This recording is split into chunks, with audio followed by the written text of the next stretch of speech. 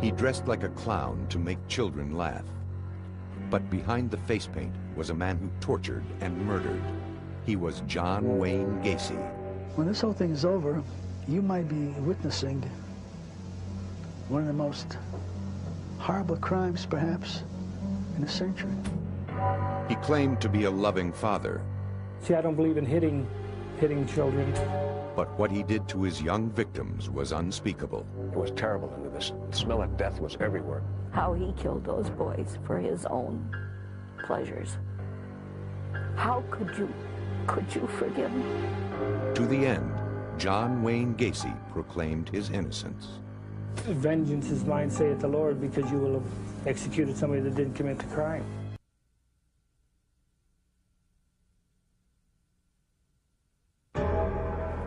Spring 1992. Killer John Wayne Gacy tries to rewrite history. When they paint the image that I was this monster who picked up like these altar boys along the street and swatted them like flies, I said, this is ludicrous.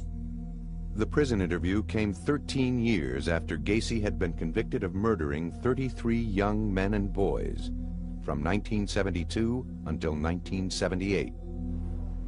Whether it's Berkowitz, whether it's Bundy, whether it's Williams, Wayne Williams down in Atlanta, or any of the others, or Charlie Manson. See, I don't comment about other cases for the simple fact is that I wasn't there. Do you feel somewhat of a kinship with some of these people? God, I hate that when they put me in the same club with them. With his execution date just months away, Gacy, then 51, was seeking a new trial. If people don't want to know the truth and the honesty of it, if they want to be convinced or brainwashed into what they believe, then fine, then go ahead and kill me. But vengeance is mine, saith the Lord, because you will have executed somebody that didn't commit the crime. But the evidence against him was overwhelming. Evidence that didn't come together until December 1978, when a 15-year-old boy disappeared. He was one of a number of boys who had disappeared in the Chicago area, but something about him was different. The boy was Rob Peast, a sophomore in high school who worked part-time at the Nissan pharmacy in the northwestern suburbs of Chicago. On December 11th, at quitting time, he told his mother he was going to talk to a man about a construction job, but Rob Peast never made it home. His parents finally ended up at the police department to fill out a missing persons report on their youngest son. At the time, the man in charge of the state's attorney's office was Terry Sullivan. One young police officer happened to come up the one morning, and he said, Terry, there's a couple that was here last night reporting their son missing, and I think there's something strange to it. I don't believe that he's a runaway. Sullivan agreed. Rob Peast was the consummate good kid, devoted to his family, an honors student who wanted to be an astronaut. There was no reason for him to run away. Something was wrong. Immediately, a search was organized. His parents were devastated. Well, I went to pick up Rob at the drugstore where he works at about 10 to 9. And he says it would take a few minutes, that he wanted to talk to this contractor about a job. And then with that, I started browsing around the store, and I'd never seen him since. For police, the most obvious lead was the contractor Rob had gone to meet. His name was John Gacy. As it turned out, Gacy often hired young boys. 2 days after Rob disappeared, Sullivan called Gacy into the police station. And he basically just said he had no idea what we were talking about. He denied even knowing the kid, and in frustration, I had said to him that, well, I understand that you don't want to say anything, but we've got evidence that, in fact, you were seen with him very recently. Soon after that confrontation in mid-December 1978, police began tracking the movements of John Wayne Gacy. Meantime, a simple background check revealed that Gacy had been convicted 10 years earlier in Iowa. The charge was sodomy. The victim, a teenage boy. Gacy was released from the Iowa Men's Reformatory after serving only 18 months. Because of Gacy's record, a 24-hour surveillance was ordered. David Hackmeister, then a 6-year veteran of the department and a young father of 3, was assigned to the job. I knew that, in fact, they thought that this could be a homicide. They asked me to keep surveillance on the house. It soon became obvious that a concealed surveillance of John Gacy would be impossible. Gacy often drove over 60 through city streets.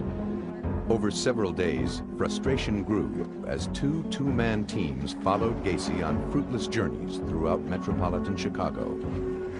His personality could change in a split second. You know, one second we're his best buddy, we're his bodyguards that he's introducing us people to, and the next second we'll go into another bar and we're from the FBI who are harassing him. As the days went on, there was still no sign of Rob Piest. His family posted his picture throughout the neighborhood. Then, a lead. Gacy told the surveillance team that he owned some land up north in Wisconsin. So right away we're thinking that's where the body is. Of course, he's feeding us this information knowing that we're going to follow up on this, just kind of leading us off the track. Work at the state's attorney's office was more productive. The investigators had obtained a search warrant for Gacy's house, based on Gacy's sodomy conviction 10 years earlier in Iowa. My hopes, of course the hopes of the police officers and my fellow state's attorneys, was that we would find Rob alive. When police investigators entered Gacy's home, it was fastidiously neat. They collected an assortment of items: handcuffs, garter belts. One officer picked up a photo receipt from Nissan Pharmacy. But of all the items found, one of the most chilling was a class ring. It was quickly learned that the ring belonged to a recent high school graduate named John Zick, who, like Rob Piest, was missing. It was just the beginning. Through interviews with Gacy's acquaintances, it was discovered that 2 employees of Gacy's were also missing: Gregory Godzik and Johnny Butkovich. Both 17 years old, both had not been heard from for at least 2 years. An unmistakable pattern began to emerge, linking Gacy to missing boys. So it was as if a trickle had started, and now all of a sudden it's turned into a waterfall. It was then that the investigators got 2 final breaks. First, a fellow employee of Rob Piest revealed that she had put her photo receipt in Piest's jacket. That receipt was the same one found in Gacy's house. It provided a critical link, proving that John Gacy had contact with Rob Piest the night Rob disappeared. And there was more. Interviews with Gacy's employees revealed they had been asked by Gacy to dig trenches for new plumbing in the crawl space beneath the house. The story triggered a memory for a detective who had once used the bathroom in Gacy's house. Mind you, again, it's cold winter, and the furnace came up from bringing the fumes up from downstairs. Now, being an experienced homicide detective and Detective Schultz came back and said that he recognized the odor of bodies decaying. Bodies in the basement. It was an appalling idea that haunted detectives, some of whom had actually spent several hours inside Gacy's home in the rec room, just above the basement. Gacy himself had invited the detectives inside for drinks, perhaps out of arrogance, perhaps in an effort to taunt them. Based on these new clues, detectives pushed for a second search warrant. Then, late in the evening of December 20th, they followed Gacy to his attorney's office. We were absolutely certain that at this point there was a confession, because the attorneys were very, very, very nervous. After spending the night on the couch at his attorney's office, Gacy was on the move. The exhausted detectives had followed him for 8 days. Christmas was just 4 days away. And finally, they believed Gacy was going to crack. This was the beginning of the end for Gacy. He had apparently decided that he was going to commit suicide and was going to go around and say his last goodbyes. One of Gacy's first stops was the Shell gas station, where he was a regular customer. At that point, I go in the gas station. I recovered some drugs that Gacy had given to these people as he was saying his last goodbyes. When I got that information, I told them to take him down, to arrest him. That was probably the closing of the news. We rushed the car at a stoplight, pulled Gacy out of the car, threw him up against the trunk of the car, and told him that he was under arrest for a drug violation. By December 21st, just 10 days after Rob Peace disappeared, John Wayne Gacy was headed for jail on a drug charge. He was connected to several missing boys, but not a single body had been found. As Gacy was led into the station, a second search of his house was just moments away. By the spring of 1992, the Menard State Penitentiary in downstate Illinois had been John Wayne Gacy's home for 13 years. And so, by the time he agreed to be interviewed, he had an answer for everything. Even when he was asked about the odor from the crawl space, Gacy had an explanation. You know, I found it as odd when we bought the house that a house with a crawl space would need a sump pump. But then I learned the first time it rained that this ground gets wet under there, and then the crawl space actually floods up to a foot deep in water. And then as it recedes, it puts out a musty odor. There was always a musty odor in that house. As for the day in December 1978, when a police detective thought he smelled decaying bodies, Gacy said it wasn't that at all. We had come into the house, and my little Lhasa Apso was in the house. And of course, he had been locked in the kitchen, you know, all day. Well, the little puppy, he piddles, see, and while he's piddling and while he is doing his business on the paper and that, you can imagine what it smells like if you go into a closed room and when the heat came on. Still today, it seems inconceivable that Gacy would rely on such a defense.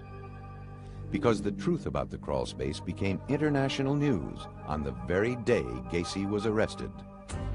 On the night of December 21st, 1978, while John Gacy was held at the Des Plaines police station for possession of marijuana, the second search of his house began. While some officers looked for evidence upstairs, two went below into the crawl space. Moving on hands and knees, the evidence technicians surveyed the muddy ground.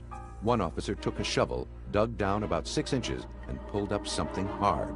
It was a human bone. While held at a local police station, Gacy complained of chest pains and was rushed to a nearby hospital.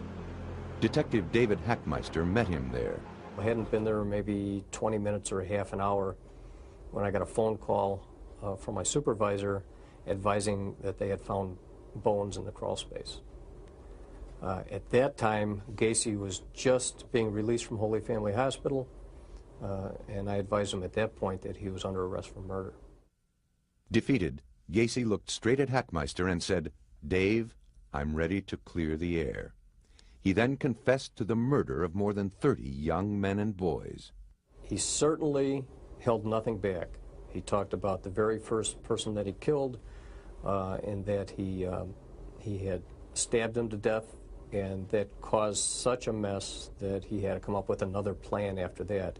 Every person that he killed thereafter, he came up with a plan to strangle. The specifics Gacy provided of torture in his house were staggering. He talked in detail about sexually abusing the boys and strangling them. As Gacy talked, the officers looked for some feeling in him, some emotion about what he had done. There was none. In the confession room, I most clearly remember that there was no remorse.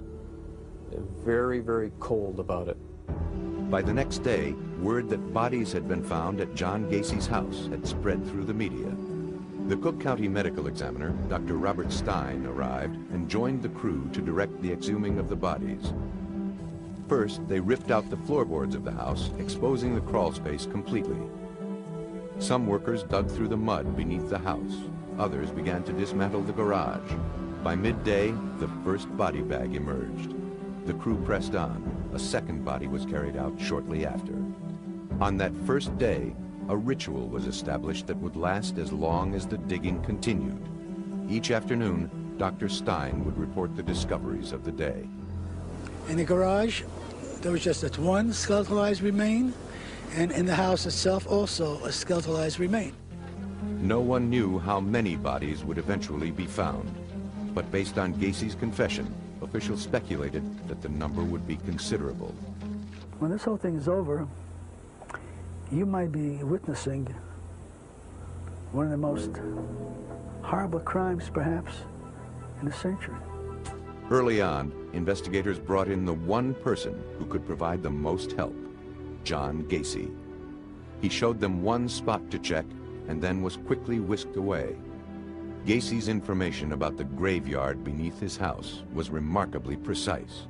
At one point, he even drew a sketch of the crawl space. To this day, it's a bone-chilling little handwritten sketch because this guy knew where almost every body was. He didn't remember the names of them, or he wouldn't tell us the names, but he knew where they were in the basement. All 6 bodies were essentially skeletalized. For those working in the crawl space, the job was horrendous. Each time they dug a hole, it would immediately fill with water.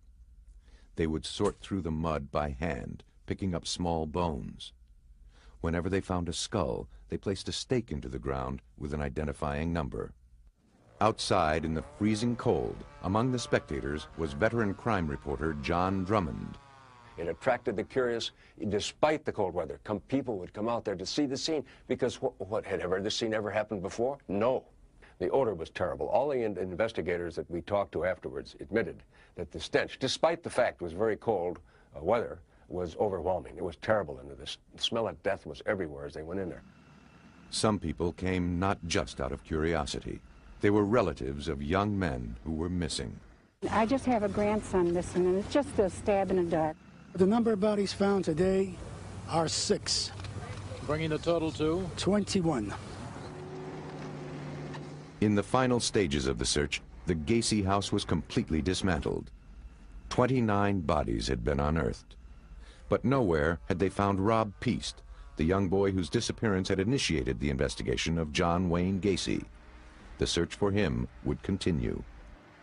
At this point in time, it would appear that we have removed those bodies from the crawl space. As the search for bodies ended, there was one question the stunned public wanted answered. How had John Gacy gotten away with killing so many young men and boys for so many years? Behind the mask of the killer clown. In 1992, in his television interview from prison, John Gacy presented himself to the public as a man deeply concerned with the breakdown of family values. Do you realize by 1993 that 50% of the American families will be single-parented? And that shows a breakdown in the church and not being able to hold families together. And for this reason, children run away from home and seek love in other places. Twice divorced himself, he still claimed to live his own life according to very strict standards. I've always looked after my children, even now. A lot of things that my dad did, I refuse to do, because I don't believe in hitting children. A good father, a concerned citizen. He said he was also a dedicated community servant. I always felt that service community and community service to others, you know, in my religious background, I felt if you serve other people, it'll come back to serve you. Ironically, for people who knew Gacy before his arrest, his statements were actually believable because the public life of John Gacy was that of a model citizen and loving father. As the bodies, one after another, were pulled from Gacy's house in December 1978, there was no group more stunned than the group of people who considered themselves Gacy's friends. I still find it hard to believe him. I've known the man 4.5 years, and I thought the world of him. To those who knew him, John Gacy was not only a successful businessman, he was also a good neighbor. Routinely, he opened his house for lavish holiday theme parties. But what many remembered about him most was that he often dressed up as a clown to entertain children. At the top of it all, I mean, he used to do a lot of his charitable work. In other words, the guy was a clown, and he put on shows and all that, and the kids there, he treated the kids real good and all that. But now, with the bodies being pulled from his basement, the world discovered another side to John Gacy. And suddenly, people wanted to know, who was this Dr. Jekyll and Mr. Hyde? Attorney Greg Adamski, who later represented Gacy, discovered Gacy operated by his own rules. Most of the things that all of us value, John had no value for at all. John didn't value other life. John didn't value other emotions. John didn't value any institutions. John didn't value the feelings of other people. John Gacy grew up in Chicago. His father was reportedly abusive, and he had some health problems as a child. He was close to his mother and only sister. In his adolescent years, Gacy loved to dress up in uniforms. He scored 118 on an IQ test, which is in the bright normal range. He told doctors after his arrest that he committed his first murder when he was 15 years old and then couldn't stop. He made the statement in 1979 to the psychiatrist hired to help in his defense, Helen Morrison. He started the pattern of what later is described as almost an addiction to homicide. And that's so similar to someone who's an addict that they'll be doing all right, and then there's a certain point where they almost have a craving. And it's not that they're after a human being, it's not that they've had a fight with anyone, it's not that they've remembered some traumatic episode from their childhood. It's just that simple and that terrifying. Gacy was never charged with the murder he claimed to commit as a teen. And then in the 60s, he got married to a co-worker and went to work as a manager for a Kentucky Fried Chicken restaurant in Waterloo, Iowa. He became active in a local civic organization, the GACYs, even named Man of the Year. Gacy had a young wife and children, but was developing a penchant for sex with young boys. In 1968, at age 26, he was convicted of sexually assaulting a teenage boy. He was sentenced to 10 years, but because he was such a model prisoner, he served only 18 months. Returning to Chicago, now divorced, he made a clean start, rejected his family, and became involved in Democratic Party politics, and was even photographed with then First Lady Rosalynn Carter. He also married a childhood friend who had 2 young daughters of her own. In the early 70s, he began a small contracting business called PDM, painting, decorating, and maintenance. Outwardly, Gacy maintained a life that appeared meticulously in order. But unusual stories about him occasionally surfaced, like this one from a young man Gacy picked up for a night of cruising in March 1978. I got in the car with him, and shortly after I got in the car with him, he placed a rag over my face, of which turned out to be chloroform, and proceeded to have a lengthy drive, and every time I would come to, the rag would go back over my face, and I remember him carrying me into his house, and then he put the rag over me, and that's the last thing I remembered until I found myself about 5:30 in the morning on the steps right by Lincoln Park, half dressed, my face completely burned. Another young man described a night of torture to then State's Attorney Terry Sullivan. He made him take his clothes off and tortured him with candles in one room, then filled the bathtub and would take him from the floor of the one room into the bathroom and shove his head underwater for excruciating long periods of time, to the point where this kid passed out a couple of times. It's amazing he didn't die at that particular time. Neither story was believed, dismissed by police as lovers' quarrels. John Gacy's public persona never changed until the day the bodies were found, and Gacy's real story became a national news story, shocking even veteran crime reporters. I could not understand how a man living in the city of Chicago, who was respected apparently by neighbors, active politically, could be responsible for doing something like this. To this day, it defies logic how he was able to kill 33 people and bury most of them on his property and get away with it for a number of years. Later, it was learned that Gacy began burying the bodies under his house in 1972. By 1978, he believed the crawl space was full and found another way to dispose of his victims. After his arrest, he took police to a bridge over the Des Plaines River. Eventually, 4 more bodies were recovered. The last one, found in the spring, was Rob Peast, the boy whose disappearance had led police to Gacy. In April 1979, John Gacy was indicted for the murder of 33 young men and boys, the largest number of murders ever charged to one person in U.S. history. Gacy's ploy to lure his victims, when we continue on Crime Stories. Of all the statements John Gacy made during his 1992 interview from prison, the most chilling were those he made about his victims and their families. His contempt for them was obvious. That one mother that gets on television all the time who thinks I should be given 33 injections, I think she ought to take 33 Valiums and go lay down. She goes on Geraldo's show and all these other shows talking about, I think it's Maori, I think is the name, her Marine son. Her Marine son, if her Marine son was so great, what the hell did he run away from home 12 times? From the beginning, Gacy's victims were known as numbers that represented nothing more than the sequence in which they had been found. From the crawl space, they were taken to the county morgue, where the real work began, the job of identifying each body, changing the number to a name. The first body found turned out to be 17-year-old Johnny Butkovich, one of the boys who had worked for Gacy. The second was Greg Godzik, also an employee. As each name was announced, television crews raced to find the families. He was a good boy. I'd spend anything to find him. I really would. And I think every mother would. It's just not me. I'm sorry for everybody else. Darrell Sampson, John Zick, Randall Reffett. The faces filled the newspapers. Body number 13 was Johnny Maori, 19 years old, a former Marine. His mother, Dolores Nieder, last saw Johnny on September 15, 1977.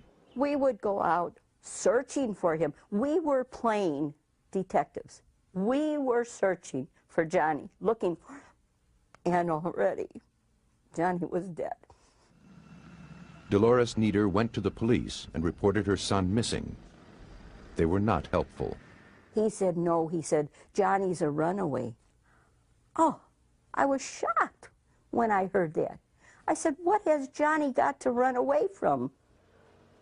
It was the same with all the others. Not a single parent was believed. And for years, some police officers unwittingly played right into Gacy's hands. And what he said to us, nothing wrong with Johnny. Johnny is not dead. What made He's you... missing. That's all what he say. He's run away. And I know right away it's not true. Because Johnny no got no reason to run away. If they listen to us, they save so many lives. While the police claimed they were runaways, Gacy said they were all homosexual predators. The biggest excuse that he came up with is that all of the victims made him do what he did. It was the victim's fault. If they hadn't pursued him, he wouldn't have had to do to them what he did. But as investigators discovered the identities of the boys, it was clear that the majority were neither runaways nor male prostitutes. Gacy had said they were gay. Johnny, I know, was not gay. But even if he was, no one has a right to take anyone's lives. As more bodies were identified, the names kept coming. William Carroll, Robert Gilroy, Russell Nelson. They were all young, healthy, strong. How had Gacy managed to overpower the boys? The answer, Gacy was cunning, and he had a perfect ploy. In his black car, equipped with 2 spotlights, Gacy pretended to be a policeman. He would stop a boy walking down the street, flash a badge, and tell him to get in. Once inside the car, the boys were driven to Gacy's home. All he needed then was a good trick. He told officers how it worked with his last victim, Rob Peast. He says, no, it's a very simple trick. He says, I'll show you how to do it. Put the handcuffs on. So he had Rob Peast actually put the handcuffs on himself and cuff himself behind his back. And Rob struggled with the handcuffs for several minutes and said, well, what's the trick here? And John reached into his breast pocket and pulled out the key to the handcuffs and said, the trick is you have to have the key. With the boys restrained in the handcuffs, Gacy then moved on to his rope trick. Slipping a rope over the victim's neck and twisting a rod through it over and over until the young man collapsed. For the parents who heard the stories of their children's last moments, the image was horrifying. I could never forgive Gacy for the rest of my life. How on earth can you forgive someone who takes a loving child from you and who does it in such, a tragic way? Over a period of 6 years, John Gacy murdered at least 33 boys and was never discovered until finally the police listened to the parents of one child. Believe me, if Rob Peast had been anyone but Rob Peast, if he had been a person that had run away on several occasions, we probably wouldn't have looked into it as closely as we had. In the spring, 4 months after he disappeared, Rob Peast, the boy who stopped John Gacy, was buried. 9 other boys killed by Gacy were never identified and were buried in separate cemeteries around Chicago. And although the young victims have all now been properly laid to rest, the pain for the families is still very much alive. Losing a child is just the hardest thing in life that you have to go through. As John Gacy spoke from prison in 1992, he made it very clear that he was tired of being associated with other famous serial killers, especially the man who killed and then consumed his victims, Jeffrey Dahmer. I'll tell you this, that's a good example as to why insanity doesn't belong in the courtroom. Because if Jeffrey Dahmer doesn't meet the requirements for insanity, then I'd hate like hell to run into the guy that does. It is an ironic statement, coming from a man who 13 years before had pled not guilty to 33 murders, using the defense of insanity. On February 6, 1980, the first day of John Gacy's trial, people lined up at the criminal court building in Chicago, eager to get a glimpse of one of the most notorious serial killers of all time. Already, Gacy's story had received so much press coverage in Chicago that jurors had to be selected from Rockford, a city 50 miles north. The 16 men and women were bused to the courthouse and sequestered for the entire 6-week-long trial. Gacy was pleading not guilty by reason of insanity. And at first, it seemed the defense had an advantage. The judge was Louis Garippo. If you really think about it, if the defense is insanity, and you have someone who's killed 33 people, everyone say, hey, there must be something wrong with that person. And I believe that in most, more than half of the jurors that were selected felt that there was something mentally wrong with John Gacy. In their opening statements, attorneys for the prosecution argued that Gacy was evil. They displayed photographs of his victims on a board, nicknamed the Gallery of Grief. They promised to show that the murders of the young men were thoughtful, rational, and premeditated. The defense described Gacy as impulsive, deranged, a profoundly sick man who collected bodies like souvenirs. The question the jury had to decide, was Gacy crazy or evil? For the defense, a battery of experts testified that Gacy fit the standard of insanity. One was forensic psychiatrist Helen Morrison. He could commit an act, but it didn't mean that he sat and planned the act. It was almost as if he were an automaton doing this behavior, and once the behavior was done, he was finished. The psychiatric experts offered varying opinions of Gacy's mental illness: borderline personality, paranoid schizophrenia, amnesia. But the prosecution believed the facts of the case were more important than the psychiatric testimony. If the murders were not premeditated, they asked, why would Gacy have burial trenches dug in advance? Why did he keep handcuffs and a rope ready? If he didn't understand the criminality of his behavior, why would he deliberately choose victims who might not be missed? If he had amnesia, how could he draw a precise sketch locating each body? William Kunkel was the chief prosecutor. Clearly, when you have this kind of intentional behavior, the pre-planning for all those things, the covering up, the post-planning, the post-conduct for all those things, and all this going on in the backdrop of what on the surface appears to be a perfectly normal existence, just doesn't fit. As the jury heard the testimony and looked at Gacy, they saw a man at ease and very much in control of himself. the theory or the thought or the fantasy about someone who's insane is that they're running down the street screaming, pulling their hair out without clothes on. And they could clearly see that he was not insane. I mean, he was sitting in the courtroom, he was participating, smiling, being considerate of where people were sitting. The jury also learned that Gacy ran a successful business, was involved in politics, and was active in his community. All rare accomplishments for someone truly mentally ill. A real medical model psychiatrist that really treats patients and understands mental illness will never believe that you can turn this kind of serious mental illness off like a faucet. Did he have personality disorders? Absolutely. Was he a sexual deviant? Of course, but psychotic, not even close. Throughout the trial, Gacy remained confident, certain that he would win the case. He had been in the back and he was reading the Chicago Sun-Times and some of the ads in there. And he had torn out a page and he had circled a party, a St. Patrick's Day party, that was to be coming up. And he had the bailiff give it to me on the table and he said, "I'll see you there." But then, toward the end of the trial, there was testimony that the defense believed was a final blow against Gacy. At that time, there was a psychiatrist who testified that if he was found insane, he would be put out on the street because he could not be hospitalized against his will. That, obviously, no one in their right mind believed that this man was sane, but no one was willing to take the chance that he would be out on the street. The last dramatic argument came from William Kunkel.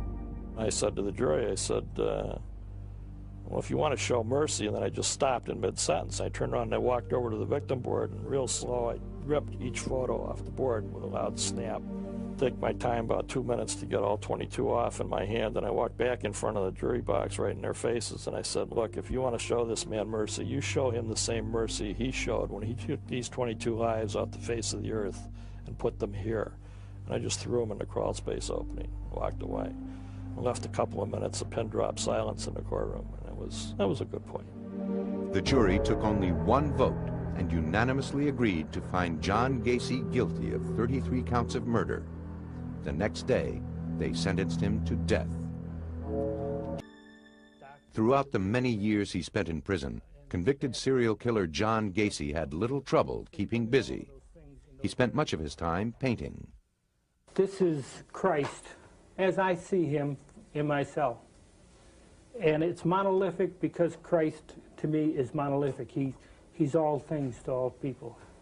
This here is the Hi-Ho series. This is called Hi-Ho Around the Campfire. Many who knew him there said Gacy actually enjoyed prison. He thrived on the regularity of life in an institution. Karen Conti was one of his appellate attorneys. His life outside of prison was just completely filled with anxiety for him. He had options. He could kill, he could not kill. There was this good and bad that was a constant dilemma in his life. When he was in prison, all of that was removed. He had his life set up in a very orderly fashion. If you want to know what my life is like, I log it every day. For the last 12 years, all you got to do is ask. I can tell you everything. I can tell you the first meal they served me here because I do it daily. What do you do all day? Every phone call, everything that I do, every time an officer's around me is logged. Every movement that I make is in the book here. Filling the pages of Gacy's log were hundreds of hours spent with attorneys who were representing him in the appellate courts. As ardent opponents of the death penalty, working together, they had taken on one of the most unpopular cases in the country. First of all, we got death threats. We had clients who quit us. We carried a baseball bat from the garage to the house after a while. We had bomb threats. Dozens of legal issues were raised on behalf of Gacy, while he maintained that he was not the one who killed the boys in his basement. At the time of my arrest, there was 4 other suspects, all employees of PDM contractors, all with keys to the house. To the end, Gacy denied his guilt. I wanted him to have this breakthrough. I wanted him to have this all of a sudden, all right, there's no more pretense, there are no more appeals. Now I can tell you I did it, and this is why I did it. I was waiting for it, but it just never came. It was like a book with no ending. As the years went by, each and every appeal was denied. At last, a final execution date was set. May 10th, 1994, 14 years after his conviction. There was nothing was going to delay the killing of John Gacy because the people were bound and determined that John Gacy was going to be killed. Throughout the years on death row, Gacy claimed that he was not worried. He had no reason to fear the day he would die. If you believe you've lived your life the right way, then you do not have nothing to fear, in my case. You're not worried about facing God? No. I'm fairly comfortable with him. I've been at the Catholic services, I'm the server for the priest for the last 10 years. I have no qualms about doing that. I've had confession, I have communion, and I am at peace with myself. On the morning of his execution, Gacy was flown from his downstate prison to the death chamber at Stateville Correctional Center. We have attorneys on standby that will be available to the very end to fight any attempts to stay this execution. By 7 that evening, the U.S. Supreme Court denied a last request for a stay of execution. At the end, Gacy wanted to speak with each of the lawyers separately. He took me aside and he wanted to thank me for trying as hard as I could and for keeping him occupied with jokes and for being kind to him and calling him and keeping him informed. Even while the crowds cheered outside his cell, Gacy did not believe he was going to die.